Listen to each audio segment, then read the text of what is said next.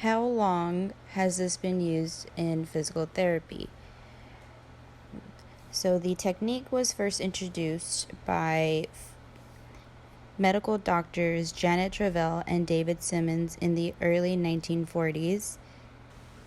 They had introduced the technique of injections into a myofascial trigger point, which would reduce pain. They would inject these trigger points with corticoid steroids, saline, lidocaine, and so on. The first article was published by physician Carl Lewitt in 1979 on dry needling specifically, and how the needle effect can cause an intermediate analgesic effect of the needle, unlike that of a normal shot. Is dry needling considered a modality? In short, yes, it is considered a manual technique as long as the physical therapist is certified and is competent in this technique, then it can be used as modality. Is this a billable treatment? It depends. In some states, third-party insurance can bill this as a billable treatment.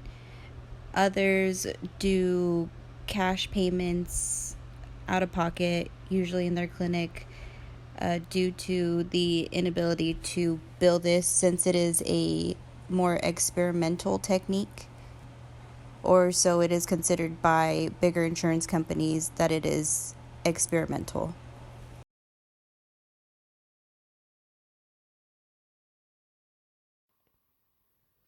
Who can use this treatment in California? Well, certified acupuncturists, MDs that are certified physical therapist, and it is most commonly used for trigger points and chronic pain.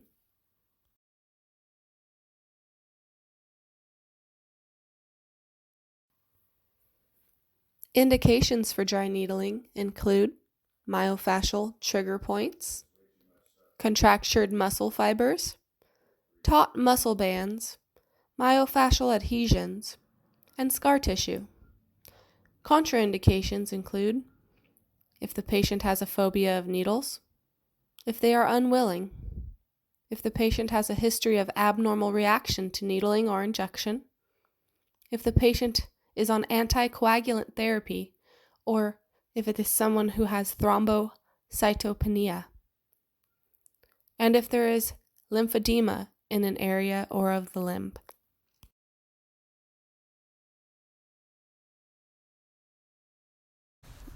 Deep dry needling reduces local and referred pain caused by the trigger point. It's also been shown to inactivate trigger points by eliciting local twitch responses, or LTRs, which are modulated by the CNS. An LTR is a spinal cord reflex that causes involuntary twitching of the contractured taut band. LTRs are beneficial and a big part of the dry needling philosophy because they have been shown to be associated with alleviation and mitigation of spontaneous electrical activity, as well as a reduction of the concentration of inflammatory mediators, neuropeptides, cytokines, and catecholamines, which are chemicals shown to be present in trigger points.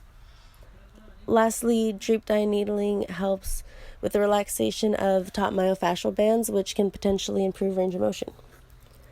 Superficial dry needling is associated with reduced local and referred pain and improved range of motion, but it's not known at this time whether superficial dry needling has any impact on normalizing the chemical environment of active trigger points. Superficial dry needling is thought to activate mechanoreceptors coupled to slow conducting unmyelinated C fiber afferent signals. And superficial dry needling may also be mediated through the simulation of A delta fibers or via stretching of fibroblasts in connective tissue.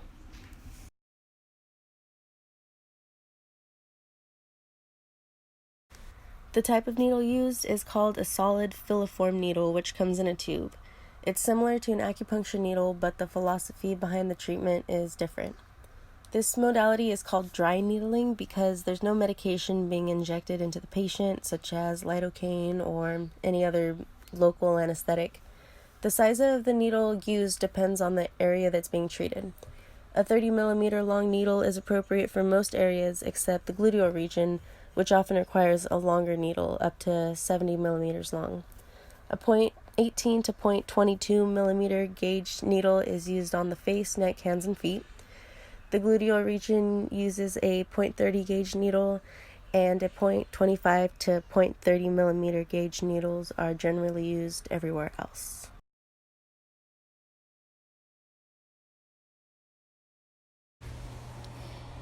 The procedure. It's always important to let the patient know what to expect, the side effects, and expected outcomes. The physical therapist palpates to identify the trigger points. Then the physical therapist places a needle on the skin and taps it to penetrate the skin. If the muscle is deeper, the needle is guided into trigger point until the LTR is elicted, and if the muscle is more superficial, the needle is guided slightly into the muscle. LTR is not elicted. The needle is kept in place for approximately 30 seconds. If the trigger point is still sensitive, the procedure is repeated but left in for a longer period of time.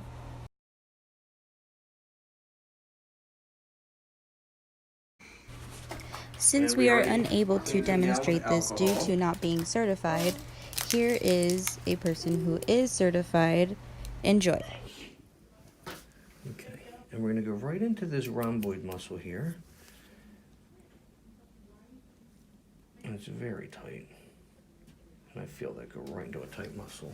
Is that sore tender at all? Feels great. He's very, very tough.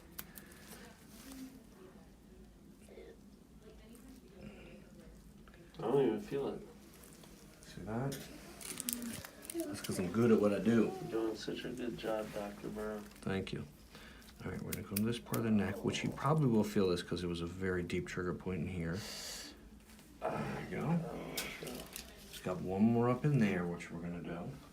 These are all the muscles that originate in the neck and go over toward that shoulder. Ooh. Yeah, these are going to be real tight. And he's got two in the traps that were very tender, so let's do this. Now, remember, if there's any students or doctors watching, in this area, we've got to be careful of the lungs, so we're going to lift that trap muscle up. So we're going to grab it, pull it away, so we don't hit the apex of the lung. And wow, that was really tight, and you can see that thing's going to jump because it's right in the spasm of the muscle. And now we're going to do this other one, which will probably be tender. And we'll just lift that up, pull that away. Yeah, that's really good. Yeah, and those are into some good areas. Now we're going to do the back of the shoulder girdle, into the supraspinatus, the infraspinatus muscle, and where they attach. Like a pin cushion. You are like a pin cushion. And there you go. And you can see that muscle jump there, so that's good. That's right into the tendon. So we'll put it right into where the tendon inserts. The reason we do that, the tendon doesn't have a good ability to heal itself. It's white. So what we're going to do is we are going to try to stimulate that. By stimulating it, it will help to bring blood to the area and get that tissue to heal. And now what I'm going to do is one last one in this, and then we're going to do a couple in that, in the front of this bicipital tendon. And I'm going to do right in here. I would usually have him on his back, but I'm not going to. And we're going to get right into this bicipital tendon, which will be, you're good. Good. This will be a little tender.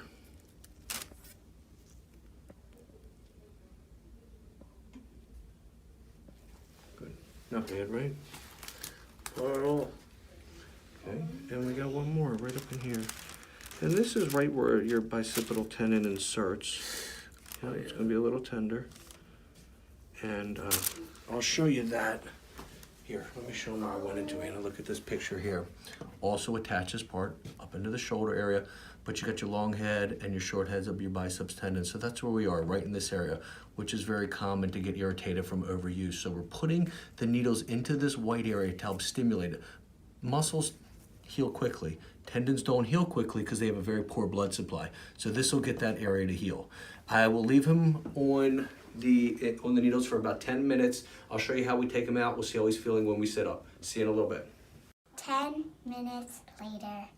All right, so we're back. We're gonna take the needles. We're gonna take the needles out of Adam. All right. So let me get some gloves on. Did it hurt at all? Yeah, a little bit. Is it uncomfortable? What does it feel like, so people know? Don't come. I'm just kidding. I'm just kidding. No, it's just like I feel like I can't move. Like I gotta be very still. Ow, that one hurt. Okay. So But we're it's taking bad? them off. A little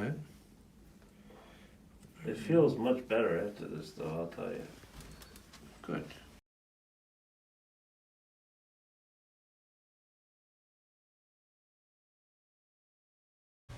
The question: can dry needling to the trapezius relieve neck pain more effectively than passive stretching alone?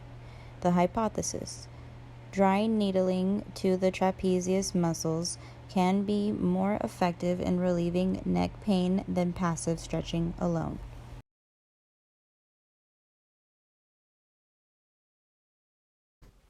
So our first article is dry needling of the trapezius muscle in office workers with neck pain.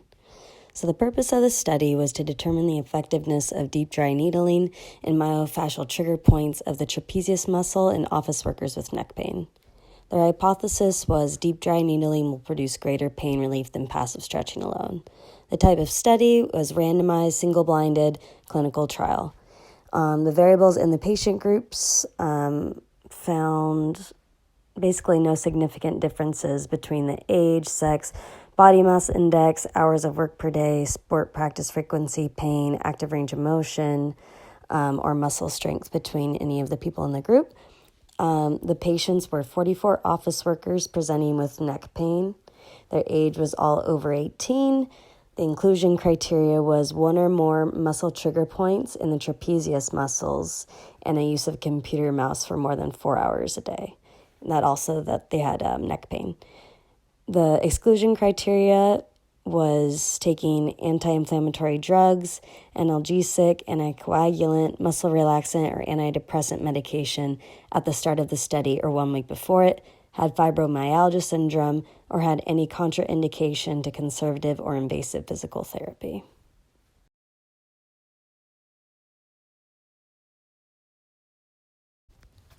To avoid bias, the method of detecting the muscle trigger points was screened by the blind assessor using a standardized muscle trigger point protocol.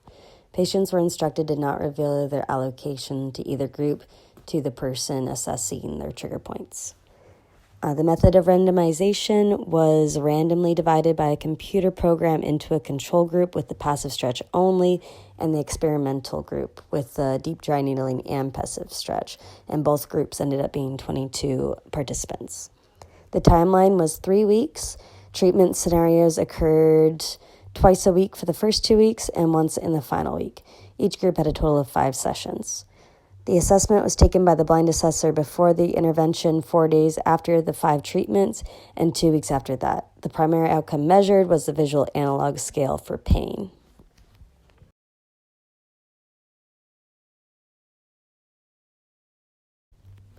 So for the intervention itself, it was ran by 2 different physical therapists.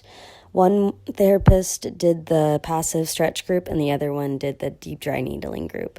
Both were instructed in the same stretch and were told to do it the exact same way for each group. The deep dry needling was performed on every muscle trigger point previously detected. They basically marked them with a pen each session to make sure that they were in the same spot. The needles used were 4 centimeters by 32 millimeters. They were guided with a tube. The patient position depended on which trapezius muscle is being treated. The LTRs are obtained by using Hong's pistoning technique 4 times. Then the passive trap stretch was performed. The passive stretch group just performed the stretch, the same one as the previous group. They did it in supine for the upper trap and in sideline for the middle and lower traps. The physical therapist ensured to take up slack, avoided pain elicitation, maintained session for 4 seconds, and released for 8 seconds 3 times.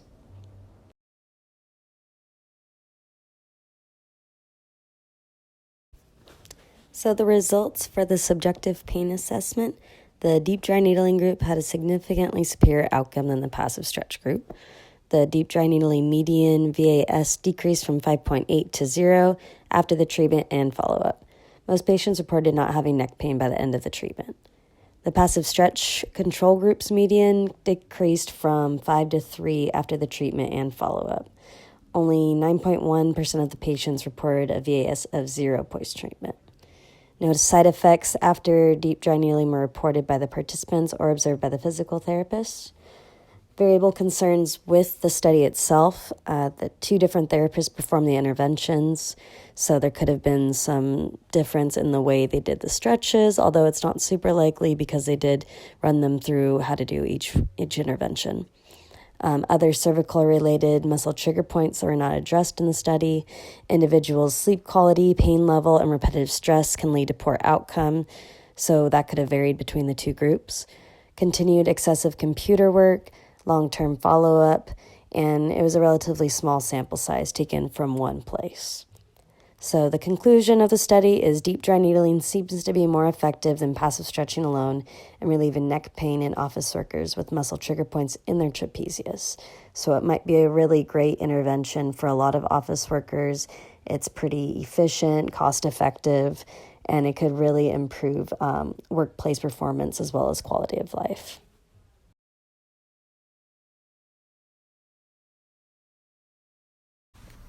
The second article was a randomized, double-blinded control study that compared the effectiveness of dry needling performed on the actual trigger point versus dry needling done on the general muscle tissue. There was a total of 72 patients ranging from ages 18 to 72.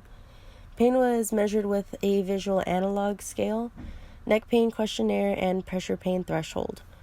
All of the 72 patients had unilateral neck pain for no more than 3 months and had a trigger point in their lower trap. The study concluded that dry needling in the active trigger point was more effective in controlling pain than dry needling in the muscle tissue. This is valuable information because it shows the importance of targeting the actual trigger point when performing dry needling.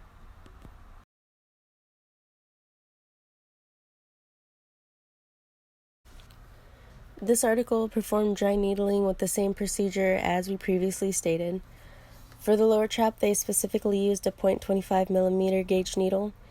And again, this article explained the philosophy behind dry needling, but just to reiterate, this modality increases blood flow to the area, stimulates the inflammatory response, and controls pain through the endogenous opioid system.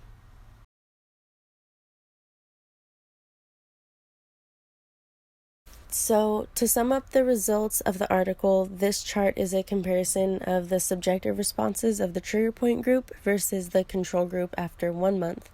And it's interesting that the control group actually reported much worse pain.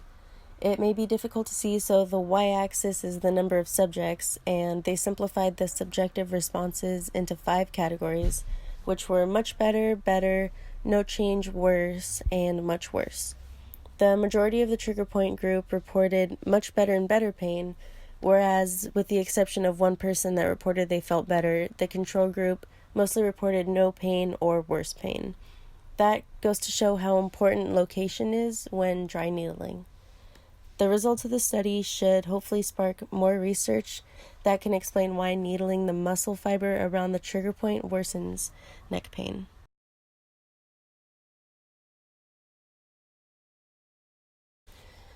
To sum up both of these articles, we can conclude 1, that dry needling relieves neck pain when done on the actual trigger point. 2, that dry needling should be performed in conjunction with other PT interventions. And 3, that since dry needling has research backing it, that it should be available to the general patient population as a modality in California.